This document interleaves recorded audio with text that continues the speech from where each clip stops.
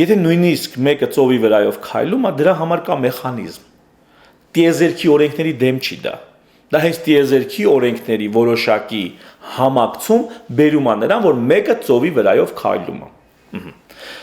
Բայց եթե դու չգիտես այդ մեխանիզմները, դա քո համար հրաշք են։ Կայծակը չես հասկանում ինչա, դա քո համար ինչ որ այսպես աներևակայելի բան է, ամպրոպը չգիտես ինչ բան է եւ այլն։ Նույնը բժշկության մեջ բարդ է օրգանիզմում տեղի ունեցող process-ները բոլորը հասկանալ հնարավոր չի։ Սա բերում է նրան, որ որոշ դեպքերում հրաշագործության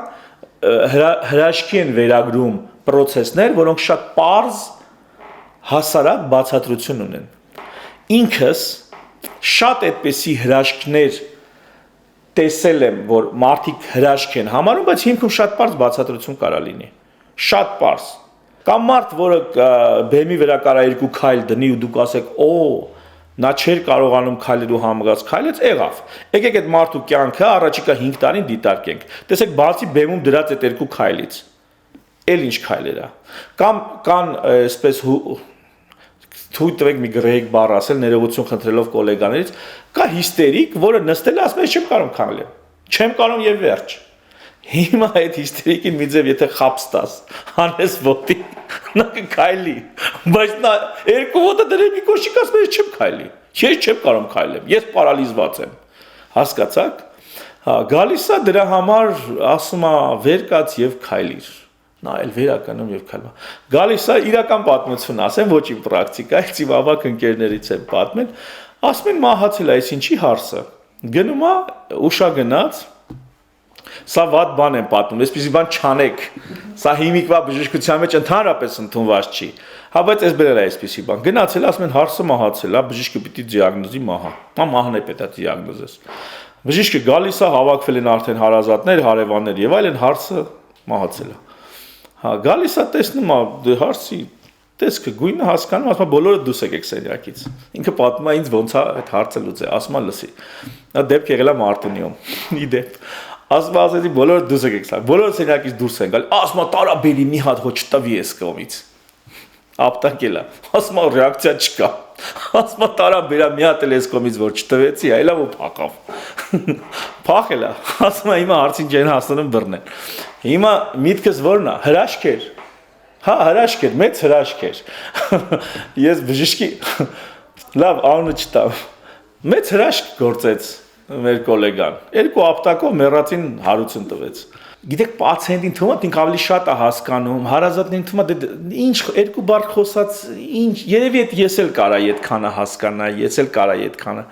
բայց խորությունը մեխանիզմների, մենք պաթոգենեզ ենք ասում, ախտաբանությունը ինչ մեխանիզմներով է անցնում, ինչ հեռանկար ունի, ինչ բարդություններ կարա ունենա, այս ամեն ինչը, հա, այս էլ թերություններից է, էլի մեր ժողովրդի, մեր պացիենտի, որ լուրջ չեն վերաբերվում։ Չեմ պատկերացնում բժիշկի այդ մի ցուցումը, այդ մի նախադասությունը, որ ինքը ասում է, այդ ինչքան երկար պատմության եզրակացությունն է, ամփոփումն է։ Այդ չեմ պատկերացնում։ Եվ տենց լինում է, որ բժիշկը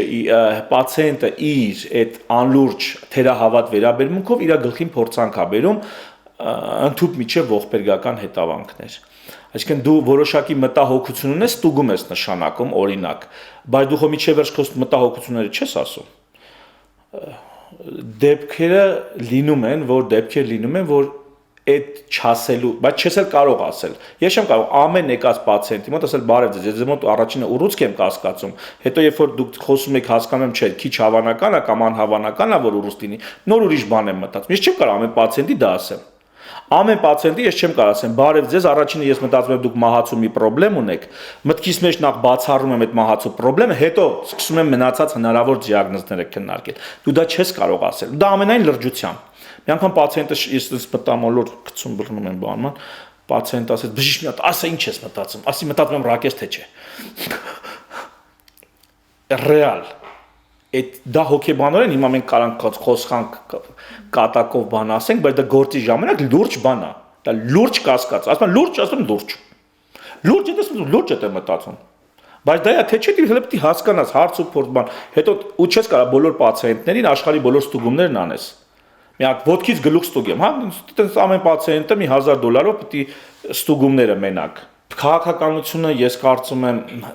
ասենց նեղ իմաստով քաղաքականությունն ու բժշկույթի հանրային ակտիվությունը տարբեր բաներ են։ Բժիշկը կարա հանրային ակտիվ լինի, ինձ համար ողջունելի է, եթե բժիշկը հանրային ակտիվ է, բայց բժիշկի քաղաքականության մեջ դեռ դա մի քիչ ուրիշ բան է, հա, դա արդեն այդքան էլ չի ստացվի, կարծում եմ։ Այդքան էլ չի ստացվի, որտեղ եթե լծվում ես քաղաքականության, լսեք, ես նեղ իմաստով եմ ասում, հա, եկեք հասկանանք այդ քաղաքականություն ասվածը որն է։ Քաղաքականություն նեղ իմաստով, երբ որ դու գնում ես վերցնելու պետությունը, դու գնում ես հագնելու պետությունը ու աշխատելու, շարժվելու որպես պետություն, հա, սա է քաղաքականությունը, իսկական քաղաքականությունը նեղ իմաստով, ոչ թե տենց որ հին հույները հավաքվում էին, որոշում էին քաղաքը ոնց պիտի կառավարեն, դա էլ է քաղաքականություն։ Իմ հանրային ակտիվությունն էլ մեկը կարա քաղաքականություն համարի, բայց դա հանրային ակտիվություն է, դա քաղաքականություն։ Քաղաքականությունը, երբ որ բժիշկը գրիչը դնում է, սոնոգրաֆիայի դաճիկը դնում է, շորերը փոխում է, դուրս է գալի, ասում է ես եկել եմ պետությունը վերցնելու։ Պարոնայք իշխանավորներ, այն կողմ ես եմ գալիս։ Կստացվի, չի ստացվի այլ հարց է, բայց սա է քաղաքականությունը։ Ու ոչ թե դու գնում ես իշխանություն վերցնելու, ուշադիր, դու գնում ես պետությունը վերցնելու։ Դու գնում ես քո երազած պետությունը կյանքի կոչելու։ Հա, ոչ թե իշխելու։ Դու կարող անդեղ լինես ինչ որ մեկի օգնականը, բայց դու կյանքի ես կոչում քո երազած պետությունը։ Ես սա եմ հասկանում նեղ իմաստով քաղաքականություն։ Եվ ստեղ ոչ մի մասնագիտություն չի կարա համատեղվի։ Հայաստանի բժշկական համակարգը ինստիտուցիոնալ հպատակեցման process-ների մեջ ա եղել տասնյակ տարիներ, ինստիտուցիոնալ։ Բժիշկն էլ իր կյանքով գործունեությամբ սկսում է շատ այսպես անշնորհ պահվածքներ հանդուրժելի համարել, որտեվ ինքը այդ տեսնում է իր գործի մեջ։ Հիմա պացիենտ, մի քիչ մեկը մի քիչ այսպես, մեկը մի քիչ այնպես, բոլորին պիտի յոլա տանես։ Հա, բոլորի դրության մեջ պիտի մտնես, բոլորին хочես իր նման պատասխանելու։ Դու ուր, ենթադրենք, նա ուր կամ այն մարդը օգնության կարիք ունի, դու էլ օգնության հնարավորություն ունես այս պահին մի հա, սա բերում է մի այնպիսի վիճակի, որ վերևից էլ տնօրենությունը, ամբողջ համակարգը, համակարգը սկսում է սեղմել, այդ իշխանական բուրգը, որ հիվանդանոցի մեջ կա, հա, այսպես, դա այնքան ամուր է, այնքան կայացած է, որ ըստեղից ինչ որ մեկը գլուխը բարձրացնի ու անկախ հանրային գործունեություն, սա նոնսենս է։ Այսպիսի բանը սա հետո, երբ որ փակագծերը կբացվեն, հետո երևի շատերը կհասկանան, կասեն, այ մի քանի բժիշկ, որ ենթադրենք հանրային ակտիվություն էին ցույց տալիս, չգիտեմ 2000-ական, 2010 քանի թվերին կամ հեղափոխությունից հետո կամ մեր օրերում, հետո կհասկանան, դա ինչ է, այդ դու ինչի դեմ ես դուրս գալիս քեզ այդպես պահելով։ Այդ ինչ աստիճան անընդունելի է համայնքի կողմից, որը զորավոր է։ Հակարան մարդիկ իրանց ներսում բալետ անեն, բայց այդքան էլ ընդունված չէ։ Եթե դա ընդունված լիներ, այսօր դու կտեսնեիք հարյուրավոր ակտիվ բժիշկներ, բայց այդ չկա, չէ՞, այդ հարյուրավոր ակտիվ բժիշկները չկան։ Այդ մի բանից գալիս, մի տեղից այդ սկիզբ առնում այդ զսպվածությունը, չէ՞։ Հա, դրա համար, հա, մեր համակարգը, բայց դա պետք է հնարավորինս քանդել, հնարավորինս փոխել, որ հանրային ակտիվությունը քաղաքականությունից զանազանել ու այո, բժիշկը պետք է լինի հանրային ակտիվ, բա բժիշկը չլինի ով լինի։ Հիվանդը, հիվանդությունը դա այն վիճակն է, երբ որ մարդ կորցնում է իր աշխատունակությունը։ Եթե մարդը ձայներ է լսում, դա վերածվում է կամ ձայներ է զգում, դա վերածվում է մի հատ ստեղծագործության, սիմֆոնիայի։ Դա հիվանդություն չի։ Այո, դա նորմ չի, դա ստանդարտ չի, 100-ից 99 չունեն այդ հատկությունը, բայց նա աշխատունակ է։ Եվ այս բացառիկ առանձին նորմայից շեղված վիճակը սա առողջություն է։ Այդ նույն մարդը, որ էլի լսում է այդ ձայներ, չի կարող ոչինչ անի, կորցրել աշխատունակությունը, մի այլ առանձնահատուկ վիճակ է, որը հիվանդություն է։ ասենք հորեկան հիվանդություն։ Այսինքն աշխատունակությունն է որոշում հիվանդություն, առողջություն սահմանը։ Հաճախ ինձ հարց են տալի, «Էս ինչ վիճակը հիվանդ է, թե չէ»։ Այդ ինչ վիճակը քո աշխատունակության վրա ազդում է, թե չէ։ Աշխատունակությունն էլի բազմակողմանի դիտարկած։ Եթե չի ազդում, հիվանդ չի։ Հիմա էլի վերադարձանք։ Մարդիկ, ովքեր չունեն ձեռքեր, նկարում է, վրձինը բռնում է ոտքով, կտավի վրա ոտքով, ոտքի մատներով վրձինը բռնում ու նկարում է։ Եվ մարդ, ով ոտքով, ձեռքով, բայց չի անում, չի նկարում։ Հիմա նրանցից ում մոտ է աշխատունակությունն է չափանիշ։ Էլի եկանք ռեալիզացված լինելուն։